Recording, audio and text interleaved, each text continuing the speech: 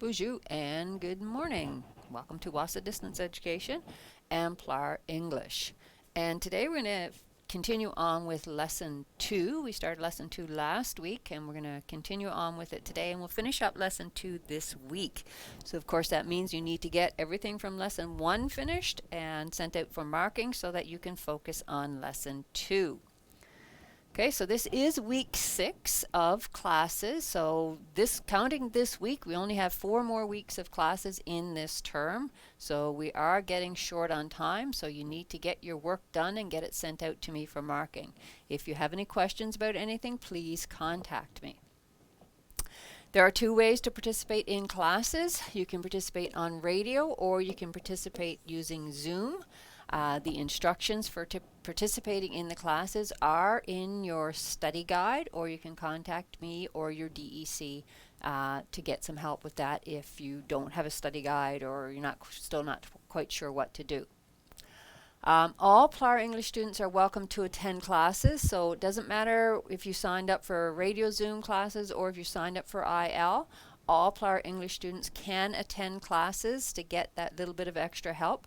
What we cover in the class is not, we don't go through the lesson during the class. I do provide a tutorial giving you other information that's not in the lesson because you can read what's in the lesson on your own.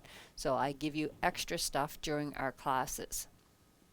To contact me, you can use email, phone, or send a message on Facebook. So if you are stuck on something, please reach out to me.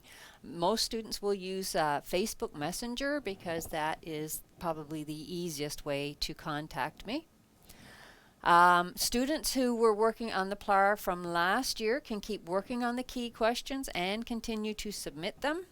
And the PLAR classes from last year are still available on YouTube. So if you are working ahead of where we are in the English, or if you're working on the math, you can go to YouTube and find those classes from last year. As I record new classes, I will update with the new ones and delete the old ones. So, but they are still there. All the material is covered in the YouTube classes, so you can go back to those old lessons. Hasn't been a lot of change in any of the material, so those classes are still available there for you to watch. Just a reminder of the change for PLAR this year. So just keep in mind that if you are a PLAR student, you can start by writing the culminating activity. So you don't have to go through the lessons and write the culminating activity like we did in the past. If you are starting with PLAR, or even if you've done some PLAR work before, you can challenge by writing the test or the culminating activity first. If you pass the culminating activity, then you don't have to go through the lessons and do the key questions. Okay, if you pass the test, you just move on to the next subject. If, however, you're not successful with the culminating activity, so maybe there's a section that you're struggling with, and that may have caused you to not get a passing grade in the culminating activity, then you will have to go through the lessons and complete the key questions, and you will get to write another culminating activity. So you don't just get one chance to do it, you do get multiple chances. So if you're not successful with the culminating activity the first time, then you get a chance to write it again after you've completed the lessons. Okay, so keep that in mind for anyone who, if you're really good at math, you don't struggle with math, or you're really good at reading and answering questions and following instructions and stuff like that, then you're probably a perfect candidate for writing the culminating activity. Okay, when you are doing the lessons, you will notice that there are 2 types of questions. There are support questions, which are scattered throughout the lessons, and there are key questions, which are all grouped at the end. And the reason why the key questions are grouped at the end is because those are the questions that you submit to me for marking. So you can just pull off all the key questions, work your way through them, and as you work through them, just separate them and send them out to me for marking. The support questions are scattered throughout the lessons for you to practice as you go through the lesson. The answers to the support questions are at the end of the lesson, right before the key questions. And it does say answers to support questions. So as you do a support question, you can check the answers and see how you're doing. If you've done well with the support questions, then you can move on to the key questions. The key questions are the ones that have marks, and those are the ones, again, that you submit to me for marking. Okay, you should start working on the support questions and the key questions right away. As you finish a support question and you check it and you're doing well, then do the key question. It will tell you which key question to do in the lesson as you go through the material. Okay, for submitting your work, there are several ways to do that. The first way, of course, is to give it to your DEC, and then your DEC will send it out to us here in Sioux Lookout. If your learning center is closed, or you don't have a learning center, or your DEC is away, whatever, you can't submit it, give it to your DEC, then you can submit your own work. Even if your DEC is in the community, you can still submit your own work. First of all, if you have access to a scanner or a fax machine, you can scan and then email your work to studentwork@nec.on.ca and make sure to CC it to me. Or if you have access to a fax machine, then you can fax to our toll-free number. If that doesn't work for you, then you can use your smartphone. Pretty much everybody has a smartphone nowadays, or access to a smartphone. So you can use your smartphone in two ways. One is to take photos of your work and then send me the pictures, email or Facebook Messenger.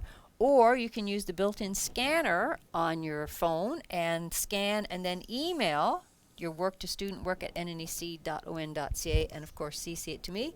Or you can send the photos or the scanned work via Facebook Messenger. Okay, so great way to submit your work. You don't have to worry about finding where your DEC is or anything like that. Okay, next way is if you are living in Sioux Lookout or living in the surrounding area and you come to Sioux Lookout fairly often, then you can use our outdoor mailbox, which is in the parking lot on the side of the building. Or you can just knock on the front door and give it to whoever answers the door. When you submit your own work, I keep forgetting to mention this earlier, make sure to include your name on your work. That's very, very important, because otherwise we don't know whose work it is. The course name, okay, which course it is, and if you know it, because some people don't, write down also your teacher's name on just a blank piece of paper or at the top of your work, wherever. Put down as much of that information as you can. And also make sure that we have a number that we can contact you at. So if you are submitting your work, once we mark it, we can contact you and say, hey, your work is marked, stop by and pick it up. Another way to submit your work is to use Google Docs. So you can complete your work using your computer and then send me the link so that I have access to it as well. And then, of course, the last way is to use Google Classroom. Okay, so Google Classroom, you can go paperless.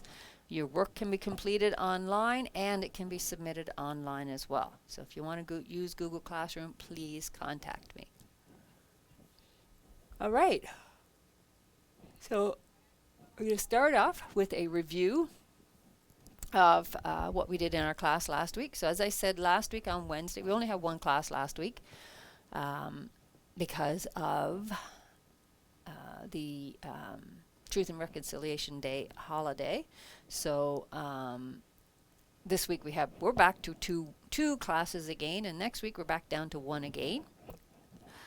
But don't worry, we will get through the material. We will probably end up having to do a makeup class at some point, but we'll worry about that later on. For now, we're going to review what we did in our class last week. And last week in our class, we talked about reading strategies. Lesson 2 is about reading comprehension.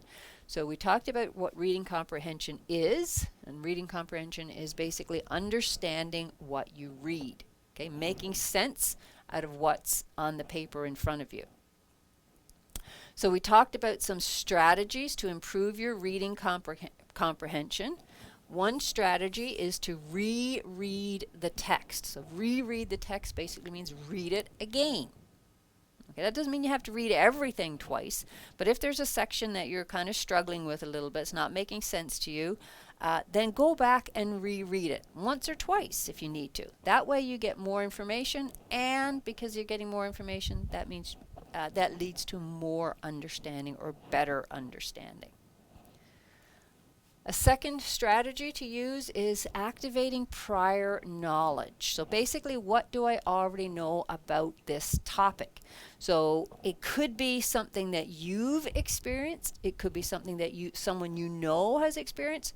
It could be a book that you've read before. It could be a movie that you've seen.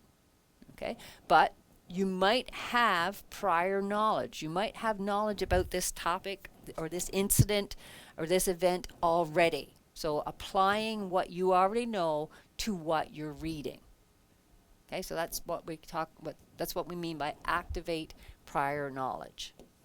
And then number 3, use context clues. Okay, using context clues means getting more information from the sentences around what you're reading. So for example, if there's a word you don't understand, okay, you don't know, it's a foreign word, you've never seen it before, you're not familiar with it, so but you want to understand what it means because it makes a difference to the sentence. So what you do is you read the paragraph that has that word in it. Look for clues to the meaning of that word in the sentences that are around it. Okay, there might be often, if it's an unfamiliar word, there's something that's either right before it or right after it that will help you understand the word. It might not give you the exact definition of the word, but it will give you an idea of what the word means. Okay, next is infer meaning, or making inferences. So basically read between the lines. Okay, so for example, if it's a description of a person, a character in the story, it might say, you know, they're very generous and kind. They donate to food hampers all the time. They go out and help people.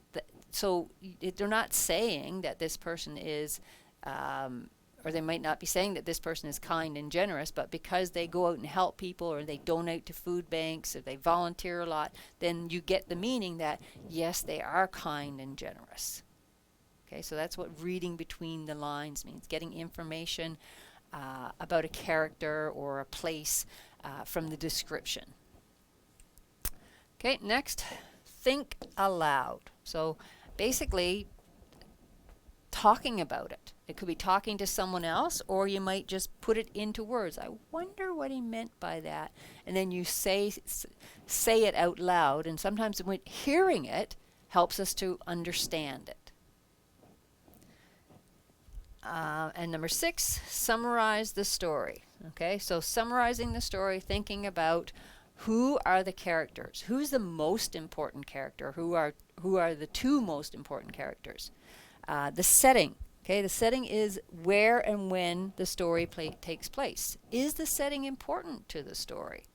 Okay, would it matter where it happened? Does it have to be in this specific place? The problem. Okay, the problem. What is the problem? Stories are not stories unless there is a problem or a conflict. Okay, so something is going on in the story. What is that? And then the solution. How was it solved? What happened? So summarizing the story in basically putting it in your own words, thinking about what happened, and then as if you were telling somebody else about it. So if you were telling somebody else about the story, what are the things that you would tell them? Okay, so that's basically writing a summary. Okay, so those are some of the strategies that we use for reading that help us understand what we're reading, help us get meaning from what we're reading. Okay, so that's what we did last day. We talked about reading comprehension. So today we are going to move on to the short story. Okay, reading a short story and understanding a short story. So first of all, what is a short story? So basically, and I think we talked briefly about this last day, we didn't have enough time to get through all of it, but a short story is basically what the title says. It's a short story. It's a short narrative, and a narrative is just a story that is written to entertain and sometimes bring a message or theme to the reader. So sometimes it's just strictly for entertainment, and other times it's there to give a message. So it might be a story about hope, a story about love, a story about courage, telling people to hold on to their courage or hold on to their hope or something like that. So not always, but sometimes. All stories are based on a struggle, so a conflict or a problem. So something has to happen in order for there to be a story. If nothing happens, then, so for example, once upon a time there was a duck, the duck died, the end. There's no conflict. Like, well, what is the conflict? Was the duck sick? Is that why it died? Did it get hit by a car? Is that why it died? Did somebody shoot it? Is that why it died? So you need a conflict. And the author tries to resolve it. So all stories are based on a struggle the author tries to resolve. So it's trying to find a solution, so trying to solve the conflict. By its nature, short stories are concise. So they're short, they're concise, they stay focused, and they focus on a few elements. So basically, characters. There's maybe one character in the story, or two, very few characters, not like in a novel where you could have 500 characters running around. One single conflict, one problem to solve, very brief descriptions, one setting generally, and the plot is very concise. Okay, so those are the elements of a short story that we're going to be looking at shortly. So here we go. The elements of a short story.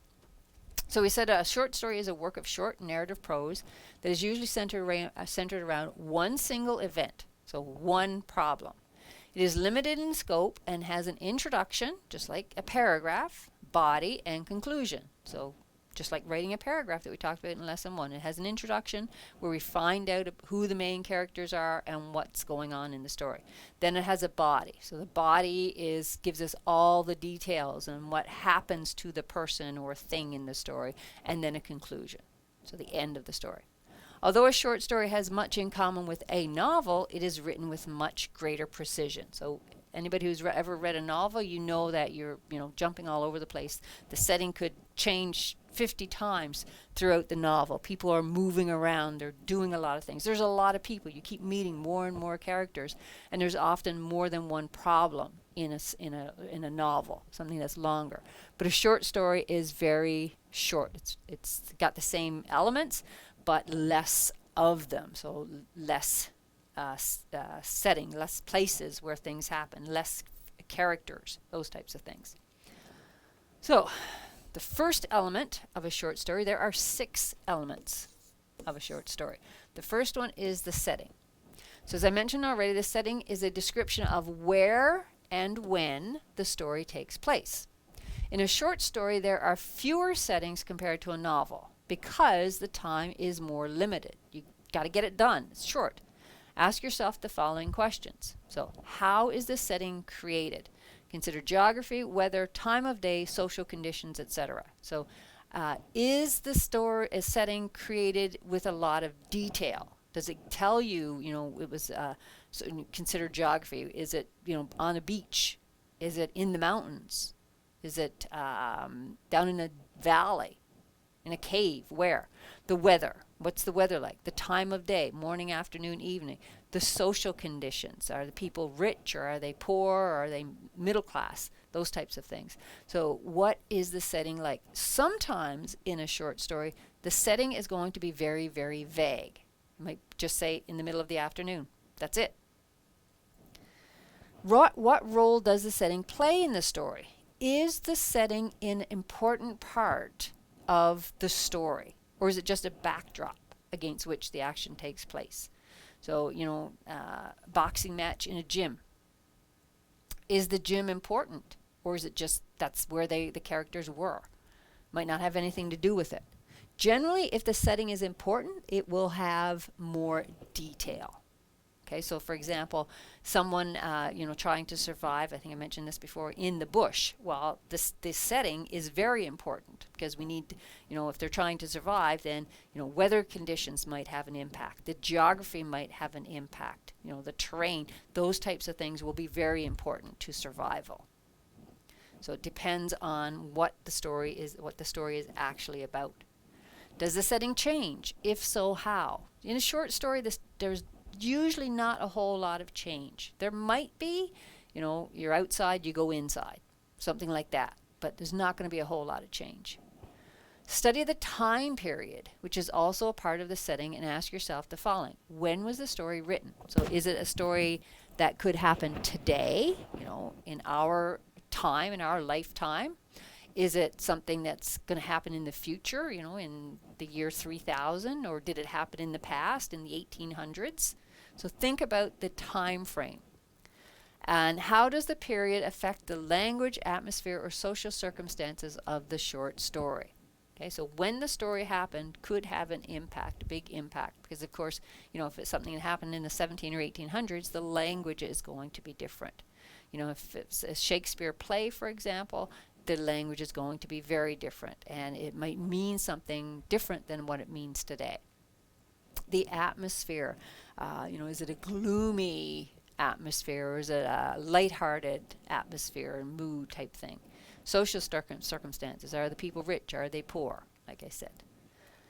Okay, so the setting of the story, when, where, and what's the social climate. Basically when and where the story happens. It might be important, it might not, but it's also good to know.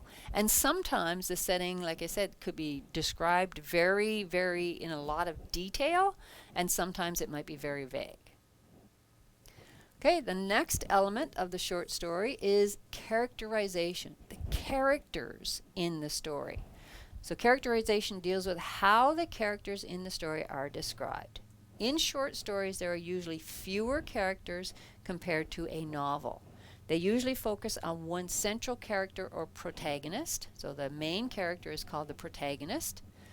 Ask yourself the following questions. So who is the main character? Okay, so who's the story actually about? What do I know about this character? Is he a good person or a bad person? Who or what is the antagonist? So the antagonist is the person or thing that's causing the problem for the main character, for the protagonist. So in the example, the story The Old Man and the Sea, the antagonist is the tuna. I think it's a tuna. Oh no, the shark, the mako shark.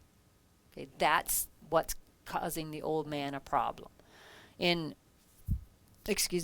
survival, like in survival in the bush, it might be the weather that's the antagonist. It might be a wild animal.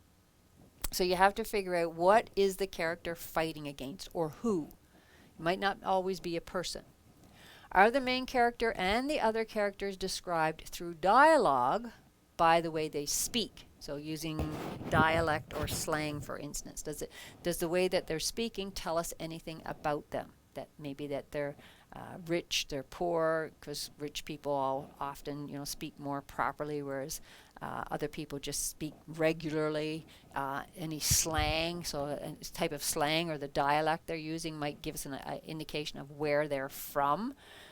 So if somebody says y'all or something like that, you might go, oh well, they must be from the southern states.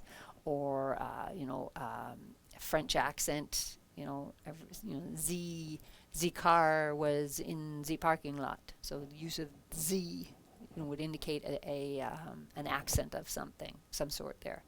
Okay, maybe the only description of the character might be through somebody else's eyes. He was shabbily dressed, or the girl looked up and saw him and gasped, because he was so handsome, or because he was something was so horrid looking or whatever. So it might not be a very succinct description. It might be very vague.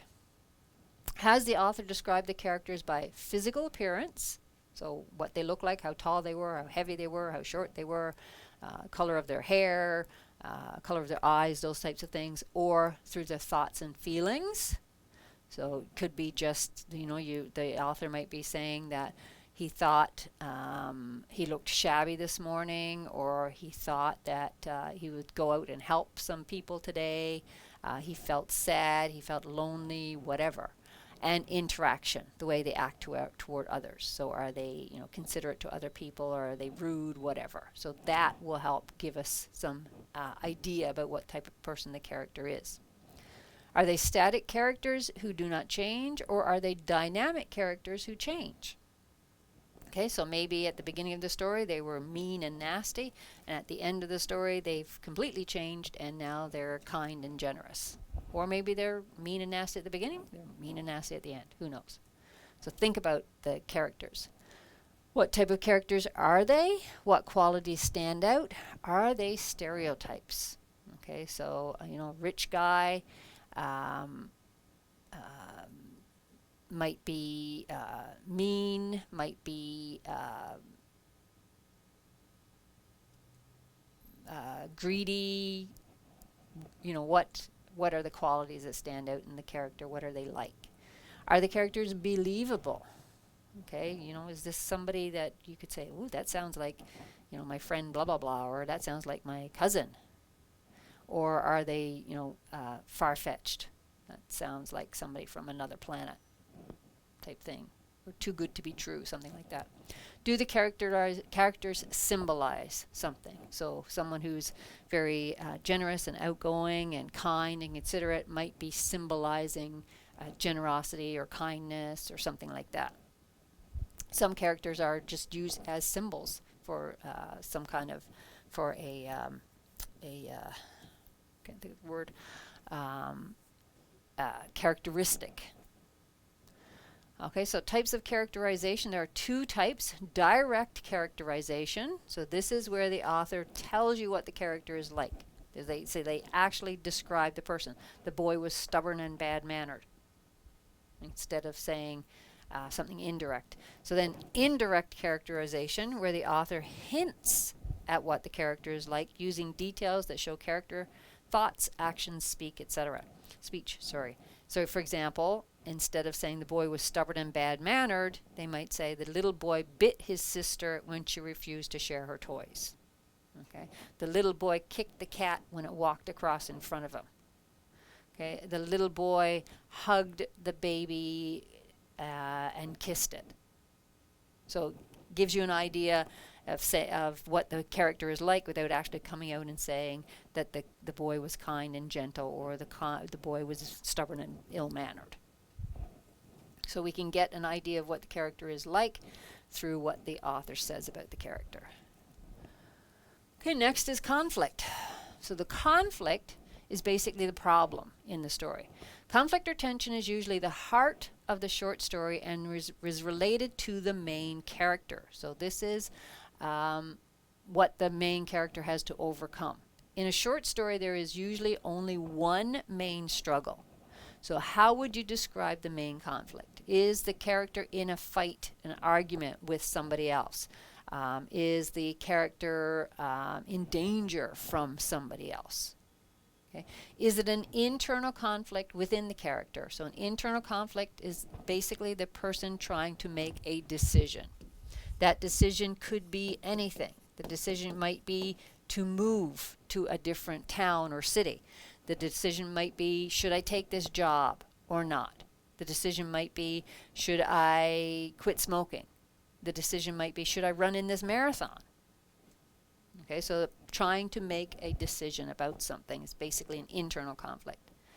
An external is it an external conflict caused by the surroundings or environment the main character finds himself or herself in?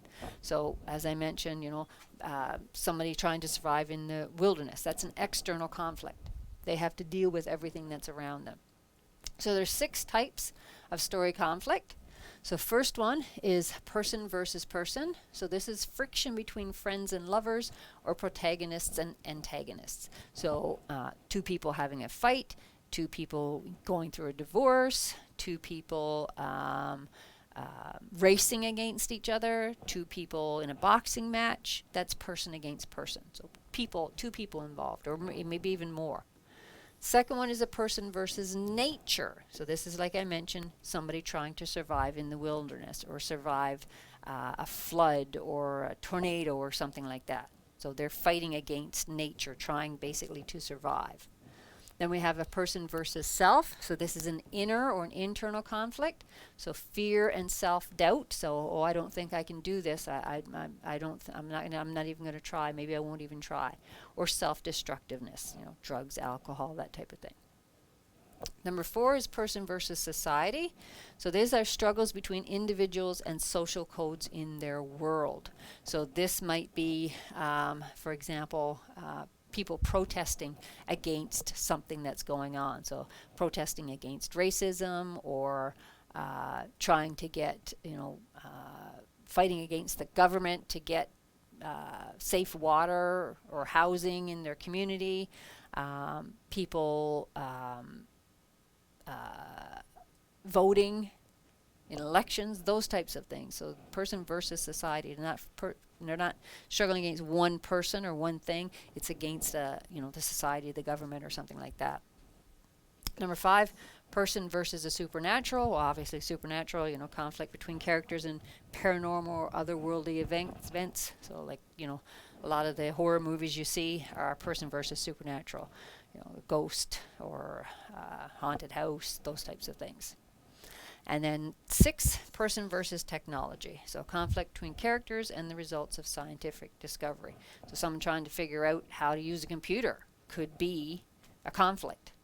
Okay, things with artificial intelligence, AI. So people trying to figure out how to not get hacked and stuff like that. So person versus technology. So those are the 6 most common types of story conflicts. So the things that could be happening in a story. Okay, so next is narrator and point of view. So the narrator is the person who's telling the story. So consider the question, are the narrator and the main character the same? So the person who's telling the story might be telling a story about themselves, their experiences. By point of view, we mean from whose eyes the story is being told. Short stories tend to be told through one character's point of view.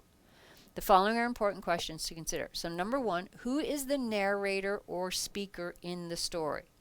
Okay, so who is telling the story? Is it a character in the story, or is it someone who's basically watching what's happening?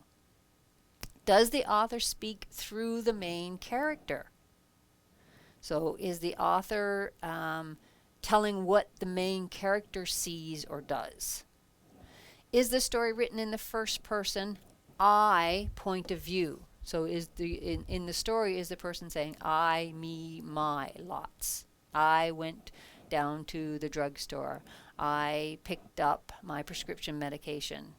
I walked to my friend's house. So I, my, that type of thing. Is the story written in a detached third person he, she point of view? So he walked to the drugstore and got his prescription medications. On his way home, he fell and, broke his leg. Something like that. So he, she, him, her, that type of thing. Or is there an all-knowing third person who can reveal what all the characters are thinking and doing at all times and in all places?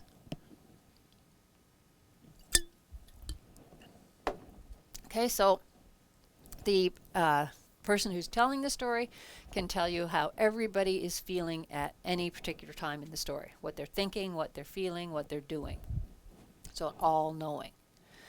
And is the narrator trustworthy? So sometimes you'll be reading a story and maybe there's a twist at the end. So then you kind of wonder, this narrator wasn't doing a very good job of telling me the story because now they've got me all messed up or whatever. Okay, so point of view, again, who is telling the story? So there are different points of view. So we've got first person point of view is told from an individual point of view describing something that is happening to them. Okay, so the key pronouns to look for are I, me, and my. So I did this, I saw this, I went there. Second person point of view is told from the reader's point of view, saying you and your are the key pronouns to look for. Most stories aren't told from the second point of view. Usually it's things like help books, self-help books, and directions are second person point of view. Then we have third person point of view. And third person, we have the omniscient, the limited, and the objective. So the omniscient is, like I mentioned before, that the person who's telling the story knows the thoughts and feelings of all the characters in the story, or most of the characters in the story. Anytime that a character is saying something, the person knows how they feel about it. The character, the narrator, sorry, and they can tell you. You know, he was very sad when he said. She was brokenhearted when she said. So the narrator knows how everybody is feeling and what everybody's doing.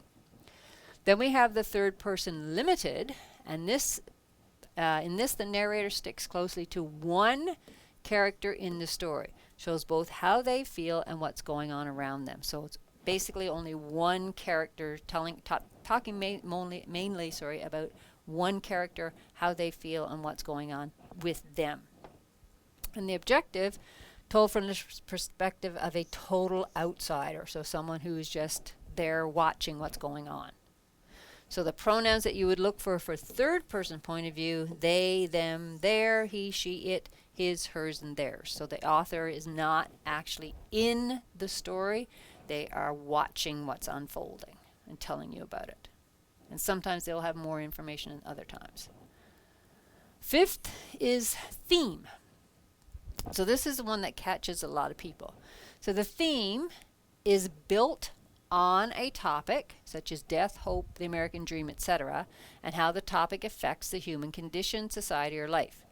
As a reader, focus on what the story is revealing about the topic. So the theme should be expressed as a statement, a general observation about human nature. So it's not one word. So to help you write a thematic statement, consider the following. What is the story about? Okay, so here you're trying to figure out what the topic of the story is. For example, money, wealth, death, life, love, whatever. That's the topic. How is the topic developed? Consider how characters change, the symbols that are used in the story, the climax, different parts of the story. Okay, how is the topic of money developed? Okay, are people spending a lot of money? Are people making a lot of money? Are people doing illegal things to make money? Do you notice any patterns in imagery, diction, or etc.? So is anything being repeated in the story? Does the title have any significance? Sometimes the title will tell you the theme, basically. Does the narrator or character include any statements that reveals a theme or observation? So sometimes they might say something that is the theme. What a theme is not, it's not a word or phrase. That would be a topic or a subject, like money, love, hope, health. It's not a command, it's not telling you to do something, and it's not a judgment. Thou shalt not kill, for example. Okay. To help you construct the thematic statement, make a list of important images, topics, etc. that you see or read in the text.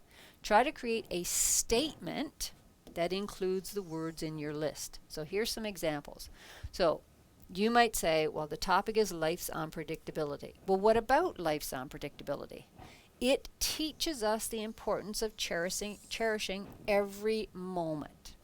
Okay? You might say the theme is, or the topic is, life is unpredictable, because there's a lot of stuff happening. So then you might say, well, life is unpredictable, and it teaches the importance of cherishing every moment, or it teaches us to be on our toes, or whatever. The topic of the story might be courage. Well, what about courage? Courage doesn't always roar. Sometimes it's the quiet voice at day's end. Okay? Courage will help us get through the hard times. Something like that. Friendships. Maybe the story is about different friendships. Well, maybe friendships blossom in the most unexpected places. Okay? friendships are important in our life, on our life's journey, or something like that. Dreams. Dreams come true with hard work. Okay, so you might say, well, this story is all about dreams, or dreams coming true. So dreams, the theme is dreams come true with hard work. You might say, well, this story is about nature. Well, what about nature? Nature always finds a way to heal itself. Okay, story maybe is about betrayal. Betrayal can sometimes lead to self-discovery. Oh, you might say, well, it's about love. Well, what about love? Love can happen when least expected. Okay, love can withstand all challenges, something like that. Challenges shape our character more than successes do. Okay, so it's not a word, it's not a topic, it's a statement about the topic. So say something about courage, say something about friendship, say something about nature. Okay, so that's a theme. Okay, and then the last one is the plot. So the plot is arguably the most important element of a story. Basically, the plot is the sequence of events, and in that sequence we learn more about the characters, the setting, and the moral of the story. So the plot is what happens in the story. So here we have a plot diagram. Okay, so the first part of the story is the exposition. Okay, so it's the introduction.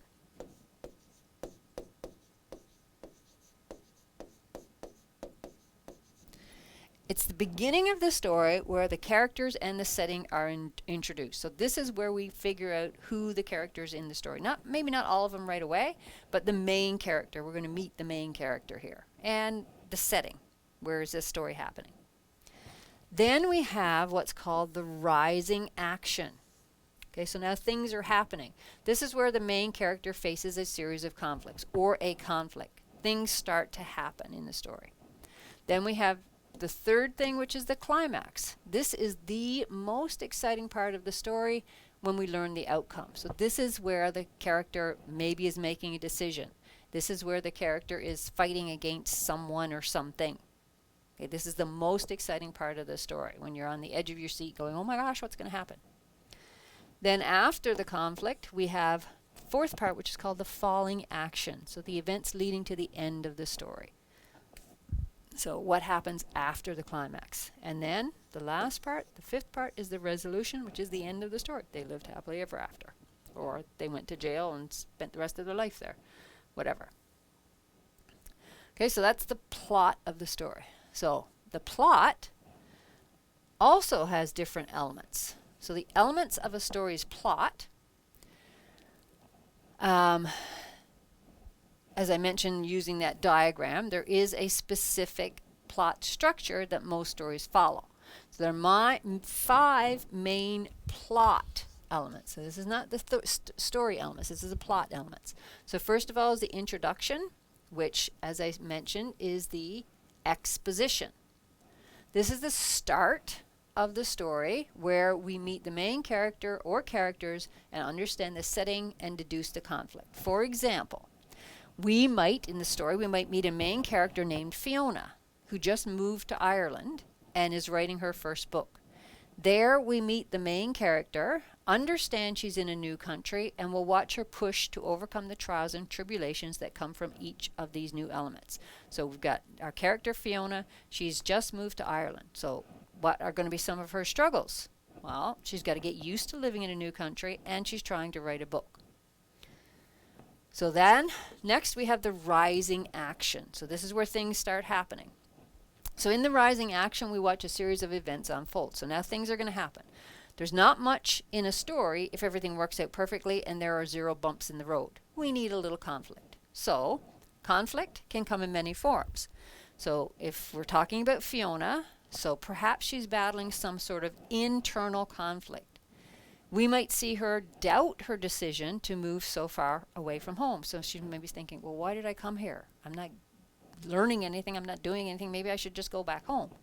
Or, with regard to her book, perhaps she submits it to her agent and it's torn to shreds. So she submitted her book and her agent's going, no, this is garbage. Start all over.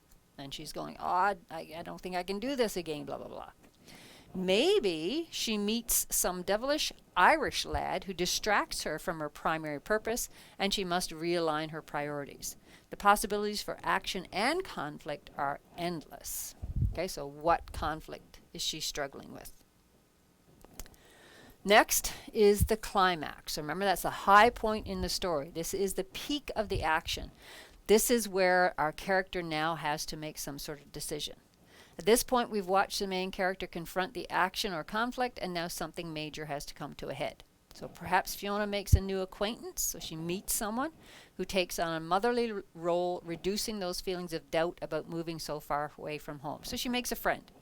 Perhaps she submits the revised version of her book, and it's accepted. Maybe she tells the devilish lad she's not interested, so she can focus on her work. Just as there are many avenues for action and conflict, there are many ways to bring a story to a climax. This will be the moment that stirs up the strongest sense of emotion in the reader. So this is the moment where you're going, oh my gosh, what's going to happen? Then we have the falling action. So now things are starting to wind out. She's made a decision about something. So Fiona and her new motherly acquaintance might have settled into a steady rhythm of Sunday dinners by now. As for her book, maybe the only thing she's waiting for is the advanced copy. Perhaps the devilish lad has come back around and they're in a steady relationship. And then finally, the resolution. In any story, it's important to conclude with a solid resolution, sometimes called the denouement.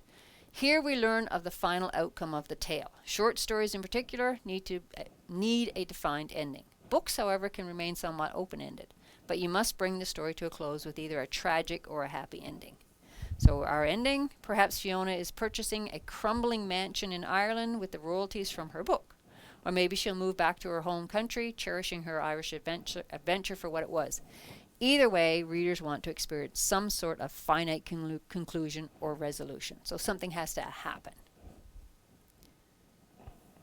Okay, so the elements of a short story for the story Cinderella. Everybody's familiar with the story. So the setting, the story takes place a long time ago in a land ruled by a king and queen. That's basically it. It's a fairy tale. The characters, the main characters are Cinderella, the stepmother, the two stepsisters, the fairy godmother, and the prince. The theme is implied. The reader can infer the message that if you are in a bad situation, you should do the best that you can. Okay? So in the end, things will work out for you. That's the theme, not one word. The conflict is external. Cinderella versus her stepsisters and her stepmother. Point of view, the story is told from a third-person point of view. It's all he, she, they. And the plot, Cinderella wants to go to the ball, but her stepsisters prevent her from going. So here are the 5 stages. So we have the introduction or the exposition. Cinderella lives with her stepsisters and their mother. They make her wear rags and do all the hard work. So we've been introduced to the characters and a bit about the setting. Now we have the rising action. Oops, move this down a little bit. So first, an invitation to the ball arrives. Second, the stepsisters go to the ball. Cinderella can't go. Third, a fairy godmother appears and provides Cinderella with clothes, a coach, and a footman. So next, Cinderella goes to the ball. Cinderella dances with the prince, but leaves hurriedly at midnight, losing a slipper. Next, the prince says he will marry the woman who the slipper fits. And then the climax is the stepsisters try to force their feet into the slipper, but it fits Cinderella. Then the falling action, Cinderella and the prince marry, and the resolution, they live happily ever after. So basically that's the plot of the story Cinderella. That's an example. Okay, so that brings us to key question 10, reading and responding to short stories. So there is a short story here called The Power of Secrets by Richard Van Camp. Note the title, The Power of Secrets. Okay, tells us something about the story. It tells us that the story is probably going to be about secrets. So start reading the story. In this story, the author tells a bunch of smaller stories. So at the beginning, he tells a story about a man and a porcupine. Okay. Then he goes on to talk about if you have something special, that sometimes it's best to keep it to yourself. So he starts talking about things that you should be keeping to yourself. Then he goes on to talk about his friend Freddie. And he tells a story about his friend Freddie, which takes up couple of pages. And then he, oh, no, it's still there. Okay, so then he starts, after that story, then he starts talking, tells a story about his buddy Trevor, and then he starts to just talk about things. Okay, so it's one long story. So then you got to answer some questions about the story using complete sentences. Now, we talked about complete sentences in lesson 1. So if you can't remember what it is, go back to lesson 1. Basically, using a complete sentence means that you're using a part of the question in your answer. So what are the 6 elements of a short story? The 6 elements of a short story are. Okay. Number 2, make an outline for the story The Power of Secrets and describe the plot in no more than 10 sentences. So I've already started it for you. In the story The Power of Secrets, the author tells several short stories about what? Okay, this is, you're going to put in the topic. What is he talking about? The first story is about a man who secretly plays his flute for a porcupine. Then the author talks about, what does he talk about next? Okay, so you're going to answer those questions. There's several more questions there for you to answer. So go through those, take your time, make sure you use complete sentences, because if you don't, you will lose marks. Okay, so that's it for our class today. When we meet on Wednesday, we will start talking about news articles.